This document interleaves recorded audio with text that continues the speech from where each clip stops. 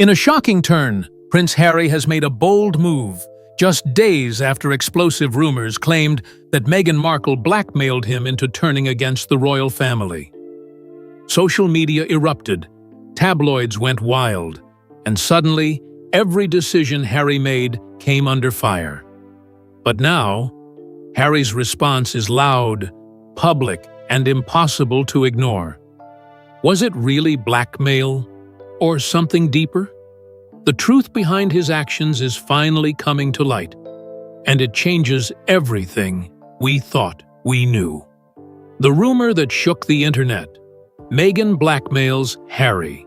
In early 2024, a wave of shock swept through social media when headlines erupted with one explosive claim: Meghan Markle has blackmailed Prince Harry. It wasn't a one-time tabloid frenzy. It caught fire everywhere. YouTube clips with millions of views started painting Meghan as a manipulator, suggesting that Harry's most controversial moves, from quitting royal duties to battling his own family, weren't just personal choices, but forced decisions. Commentators on channels like Sky News and GB News began dropping the word blackmail into every segment involving the Sussexes. "She's holding something over him," one royal analyst claimed. "He's not speaking for himself anymore." These videos were shared and reshared until the narrative became almost unavoidable. Every time Harry opened his mouth, people were already assuming Meghan was behind it. But here's the twist. No one ever claimed this was legal blackmail. This wasn't about criminal acts or threats in a courtroom sense.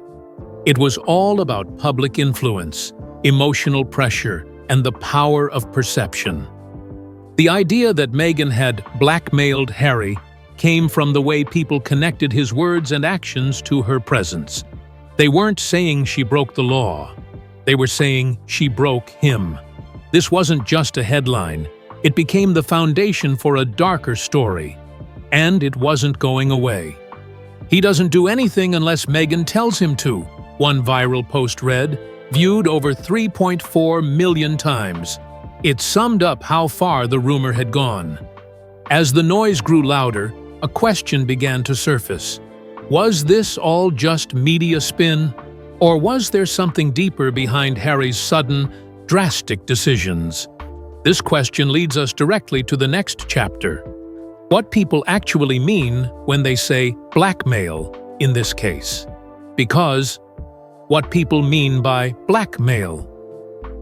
In this context, the word blackmail may sound extreme, but in the case of Meghan and Harry, it was never about crime. It was about control, emotion, and influence.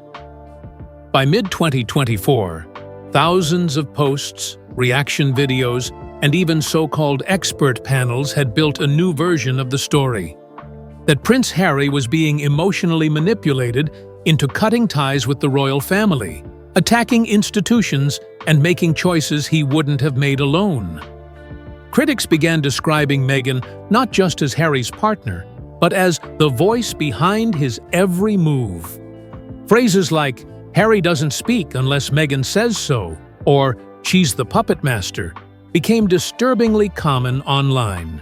In comment sections and royal fan circles, people speculated that Harry's interviews, lawsuits, and memoirs were all part of a carefully crafted strategy, one designed and led by Meghan. But this narrative completely ignores one major truth. Harry has had issues with the royal family long before Meghan ever entered the picture. His distrust of the press, his grief over Princess Diana, and his quiet resentment toward certain royal protocols go back years, even decades. Meghan may have supported him, but to say she forced him? That's a stretch the media never quite proved. Still, the blackmail label stuck, not because it was legally accurate, but because it was emotionally powerful. It created a villain and a victim. A whisper became a wildfire, fueled by a public eager to pick sides. She gave him an ultimatum. "Us or them," one viral tweet said. It was shared more than 72,000 times. No one verified it. But by then, facts didn't matter. So what does this idea of blackmail really mean here? It's not legal, it's not official. It's emotional manipulation, as told by tabloids and believed by millions. And this twisted version of events leads us straight into the next storm, a royal conflict involving police, protection, and a grandfather who was allegedly being kept away from his grandkids. The real conflict: security battles and family rift. Behind the headlines, the real fight wasn't over drama, it was over security. And this is where things got serious. After stepping back from royal duties in early 2020, Prince Harry lost access to full-time UK police protection. But in Harry's mind, the threat didn't disappear. In fact, he insisted it grew, especially toward Meghan and their children, Archie and Lilibet. So in 2021, Harry filed for a judicial review, demanding that he be allowed to pay for official UK security out of pocket. The British government said no. The message was clear: non-working royals don't get royal protection, not even if they're willing to foot the bill. And that triggered what some insiders called the beginning of the deeper war. Then came the turning point. Royal insiders, said to be close to King Charles, accused Harry of emotional coercion. Their words were sharp. They claimed Harry was pressuring his father by using the grandchildren as leverage. According to Sky News Australia and Hindustan Times, whispers began spreading that Harry had warned Charles he wouldn't see Archie or Lilibet again unless his security demands were met. It's emotional blackmail, plain and simple, one source reportedly told Sky. Whether or not it was true didn't matter. The damage was done. Suddenly, the narrative shifted again. This wasn't just about safety. It was about a son twisting a father's heart, a direct emotional battle inside the royal family. This tension paved the way for what Harry did next, because after losing the legal fight, his next move wasn't quiet retreat. It was something far more public and far more defiant. Harry's security case. What he did next. In February 2024, Prince Harry officially lost his High Court appeal to reinstate police protection while in the UK. It was a painful defeat, but it didn't end there. If anything, it ignited a new wave of activism from Harry himself. He spoke out, not just once, but repeatedly, about the very real threats he believed his family faced. He mentioned paparazzi incidents, online death threats, and even moments when Meghan was left shaken by aggressive confrontations. Harry wasn't just upset, he was determined. And now that the courts had turned him down, he decided to turn up the volume elsewhere. In interviews and documentaries, Harry emphasized that he was fighting for his family's safety, not privilege. "I was born into this," he once said, "but my children weren't, and I'll protect them no matter what." That line alone was quoted more than 19,000 times across social platforms. Behind the scenes, insiders said Harry began pushing for global awareness, especially on how the UK treats former royals. He wanted to spark discussion, not just for himself, but for future generations of non-working royals who could be left without protection. This period marked a sharp change. He was no longer asking for help. He was demanding accountability. And the more he spoke, the more it seemed like Meghan was stepping back publicly, letting him lead. So while people kept using the word blackmail, what we saw was different. A man who lost in court but chose to fight in the court of public opinion. And it's in this moment that the most explosive part of the narrative caught fire. The accusation that Harry was using his children as tools in a royal power struggle. The grandchildren as leverage storyline. If there's one part of this entire drama that made even loyal royal watchers pause, It was the allegation that Harry was using Archie and Lilibet as leverage. By mid-2024, several reports from Jang, Hindustan Times, and Sky News Australia claimed that King Charles had only met Lilibet once and had seen Archie fewer than 5 times since 2020. That reality wasn't just heartbreaking, it became fuel for the media's most emotional storyline yet. Insiders suggested that Harry told aides, either directly or through legal channels, that he would not feel safe bringing his children to the UK without guaranteed protection. But critics saw something else, a quiet threat.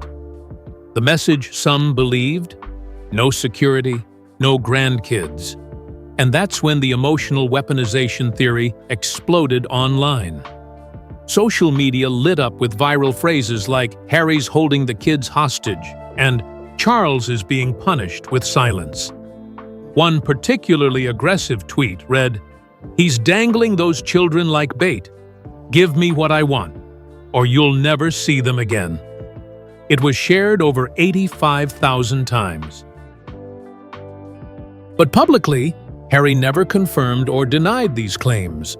Instead, he kept returning to one message: his family's safety comes first. In his own words, "As a father, my #1 job is to protect my children.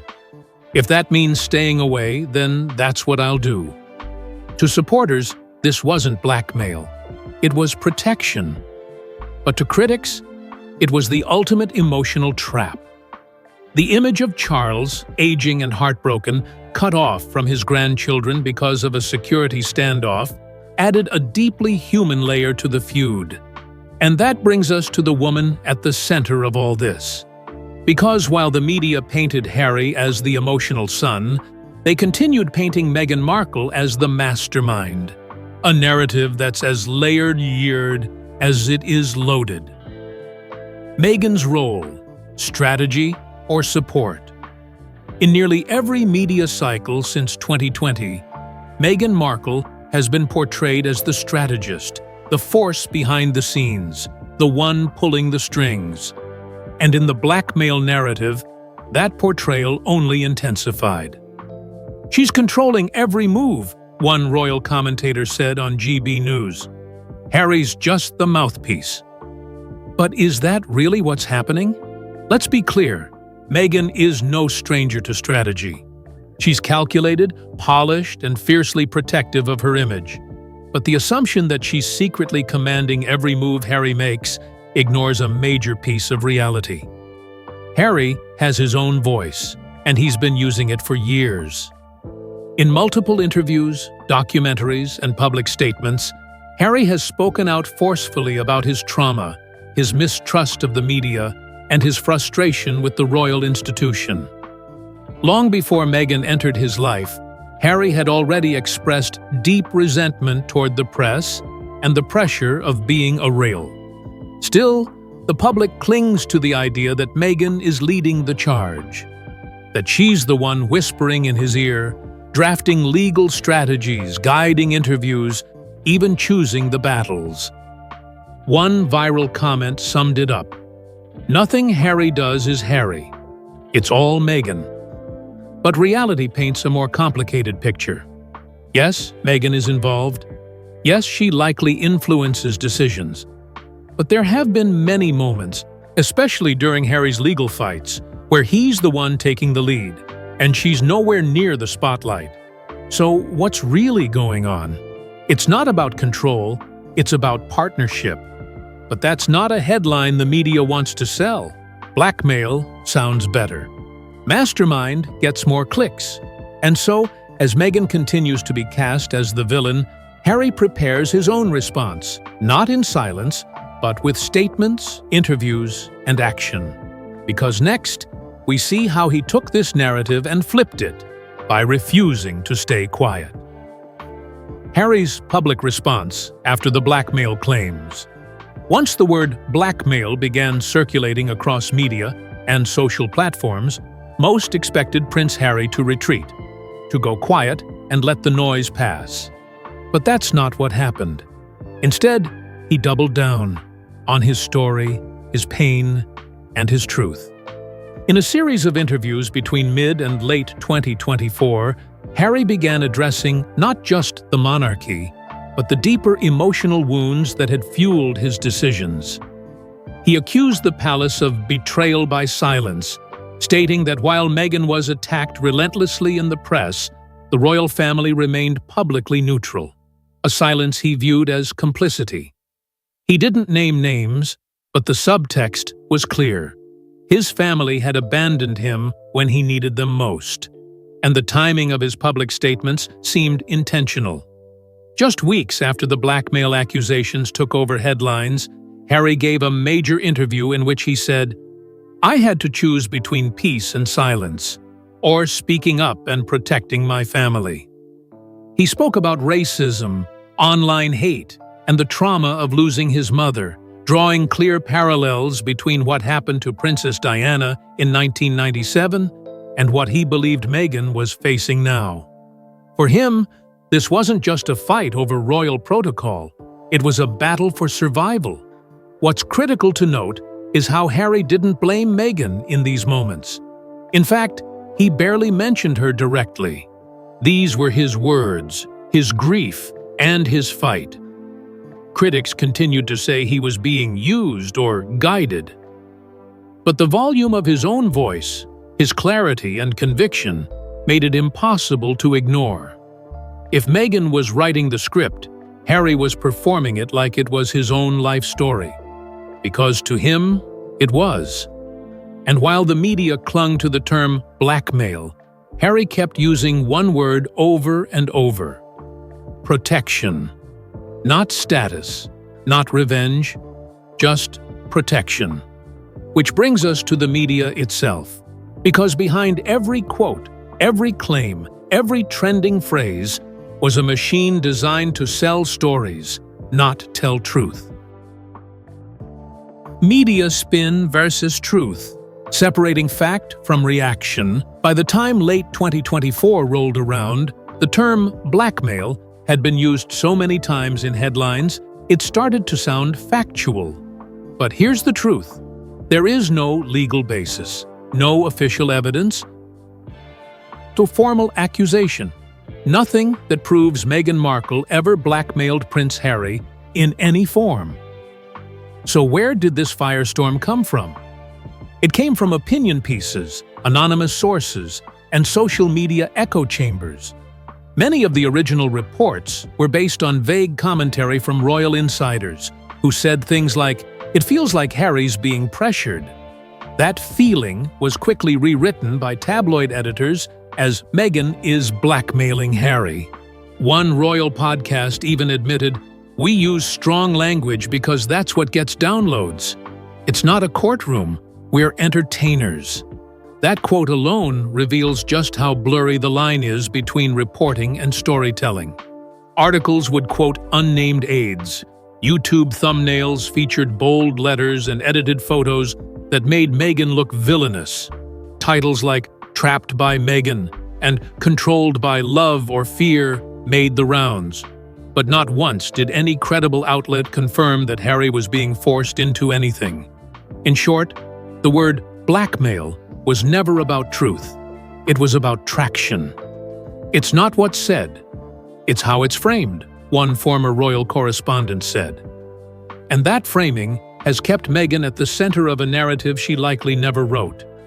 This moment revealed something larger: how easily perception can become reality, and how fast a phrase like blackmail can stick, regardless of facts. But behind that spin, there was a deeper battle playing out, not just between Harry and the firm, but between two very different visions of what the monarchy should be. And that brings us straight into the larger war that's been quietly reshaping the royal family from the inside out. The bigger picture: Sussex versus the institution. Beneath all the noise, the interviews, the lawsuits, the Netflix specials, the podcast appearances, and the endless blackmail headlines, there's a deeper story that's been unfolding quietly for years. A story not just of family tension, but of two very different forces colliding. This isn't just about Harry and Meghan. This is about a full-scale clash between the Sussexes and the royal institution itself, a centuries-old system that's been built to survive scandal, silence truth, and protect the crown at all costs. Since January 2020, when Harry and Meghan first announced they would step back from royal duties, a move now known as Megxit, the fallout has been non-stop. Every step they took afterward, from the Oprah Winfrey interview in March 2021 to the Emmy-nominated Netflix docuseries to Harry's 2023 memoir, Spare, has chipped away at the very image the monarchy spent decades building. Their story wasn't just personal. It became political. It became global. And it forced the public to ask, what is the modern monarchy really hiding? Inside the palace, their departure wasn't viewed as independence. It was seen as betrayal. Not just by staff, but by senior royals who believed the family's silence was tradition, not cruelty. But the Sussexes had no intention of staying silent. And what made their rebellion so powerful wasn't just the accusations, it was the platforms they used to speak out. They didn't run to tabloids. They went straight to the people, streaming services, publishing houses, podcasts, interviews. And in doing so, they broke the institution's one golden rule: never explain, never complain. "This is bigger than us," Harry said in one interview. "It's about breaking a cycle." That wasn't just a quote, it was a declaration. He wasn't just stepping away from royal life. He was stepping into a new identity, one that exists outside of protocol, outside of tradition, and outside of control. And with that decision came consequences. Every headline, every leaked source, every blackmail accusation is a response to that choice. Because when the Sussexes left the palace, they didn't just walk out the door. They slammed it shut and then opened a window to let the world look in. To some, they are villains. To others, heroes. But no one sees them as irrelevant. This power struggle is no longer about titles or tiaras. It's about freedom versus loyalty, truth versus tradition, and image versus reality. Every time Harry or Meghan speaks, the institution is forced to reckon with the cracks in its armor. And yet, despite everything, despite being cut off financially, despite losing military honors, despite being shunned from major royal events, Harry still stands. Not as a working royal, not as a duke, but as a man who refused to stay quiet, and as a husband and father determined to change the rules he was born into. Because at the heart of it, this isn't just a feud. It's a battle for narrative, a fight to control the future. And the next move? That's still being written. Where Harry stands now after all the drama. As of late 2024, Prince Harry lives a life unrecognizable from the one he was born into at St. Mary's Hospital in 1984. No royal titles in daily use, no military uniform, no official office at Buckingham or Kensington Palace, no return to royal duties in sight. But even without the crown, Harry hasn't disappeared. In fact, he's arguably become more visible, more outspoken, and more relentless in shaping his own narrative. Gone are the days of scripted handshakes and rehearsed royal tours. Instead, Harry now walks global stages, from veteran summits in Berlin to mental health forums in California, speaking not as a prince, but as a survivor of the system he once represented. He champions mental health awareness, veteran rehabilitation, parental advocacy, and most consistently, media reform. He hasn't stopped talking, but he has changed what he talks about. His messaging is less reactive, more intentional, focused not on revenge but on prevention. The Invictus Games, now one of the crown jewels of his public work, has expanded internationally under his leadership. In 2024, its 10th anniversary event in Toronto broke participation records, welcoming over 700 athletes from 23 countries. Harry didn't just attend, he organized, spoke, and spent time with nearly every team. "This is what legacy looks like," he told reporters. "And it's clear, this is where he thrives." Meanwhile, Meghan Markle has taken a step back from high-visibility appearances, choosing instead to focus on business ventures and behind-the-scenes work. But Harry remains front and center, on stage, in interviews, in advocacy. Whether it's speaking out on podcast platforms, in his upcoming nonfiction book project, or at events surrounding online safety for children, Harry is still loud, present, and strategic. But behind it all, there's one message he repeats in every form: his children come first. Every legal challenge, every charity mission, every press push is filtered through one core principle. Will this protect Archie and Lilibet? He's not just fighting for public redemption. He's fighting to rewrite his children's inheritance, not in money or title, but in freedom.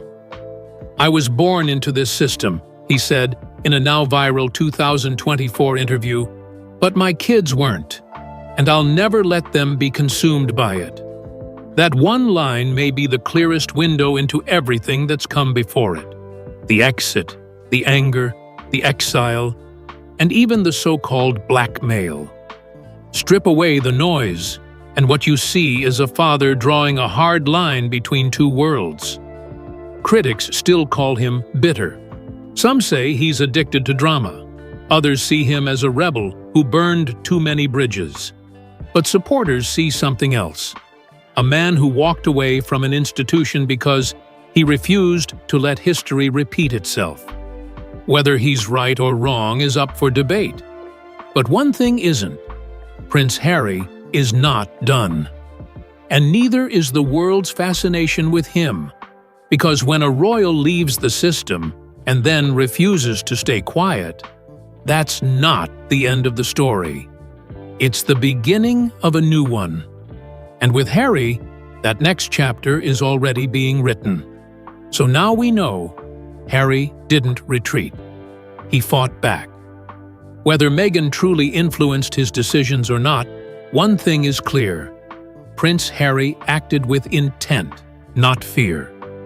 The blackmail rumors may have stolen headlines, but they didn't control the man himself.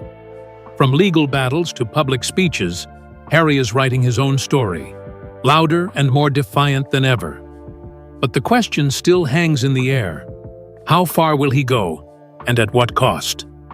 Let us know your thoughts in the comments, and don't forget to subscribe, because this royal story is far from over.